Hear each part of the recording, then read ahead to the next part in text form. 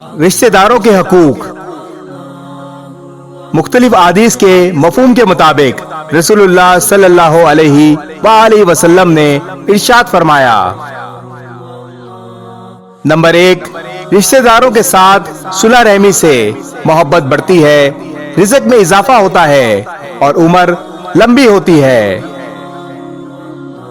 Number 2، رشتہ داروں سے تعلق توڑنے اور ان سے بدسلوکی کرنے والا جنت میں داخل نہیں ہوگا۔ نمبر 3، والدہ کی بہنوں کے ساتھ ہمیشہ بھلائی سے پیش آؤ، خالہ کا درجہ ماں کے درجے میں ہے۔ نمبر 4، آدمی کا چچا اس کے باپ کی طرح ہے، اس کی اسی طرح اطاعت و تعظیم کرو جیسی باپ کی کرتے ہو۔ نمبر 5، بڑے بھائی کا اپنے چھوٹے بھائیوں پر ایسا حق ہے جیسا باپ کا بیٹوں پر۔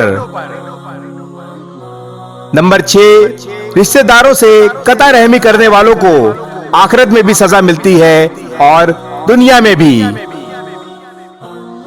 نمبر 7، غریب رشتہ داروں قرابت داروں کا خیال رکھو، اللہ تعالیٰ تمہارا خیال رکھے گا۔ نمبر 8، جو رشتہ دار تم سے پیٹھ پھیر لیں ان سے بھی صلح رحمی کرو۔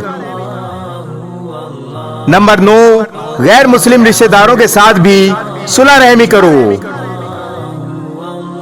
اور نمبر 10، جو شخص اللہ اور آخرت پر ایمان رکھتا ہے اسے چاہیے کہ رشتہ داروں کے ساتھ صلح رحمی کرے۔ اگر آپ کا کوئی رشتہ دار ناراض ہے تو ابھی صلح رحمی کریں، کیا پتا کل زندگی ہو یا نہ ہو۔ یہ ویڈیو اپنے تمام رشتہ داروں کو سینڈ کریں اور صلح رحمی کریں۔ جزاک اللہ۔ اس ویڈیو کو شیئر ضرور کریں، ہو سکتا ہے آپ کے ایک شیئر سے یہ بات کسی کے دل میں اتر جائے۔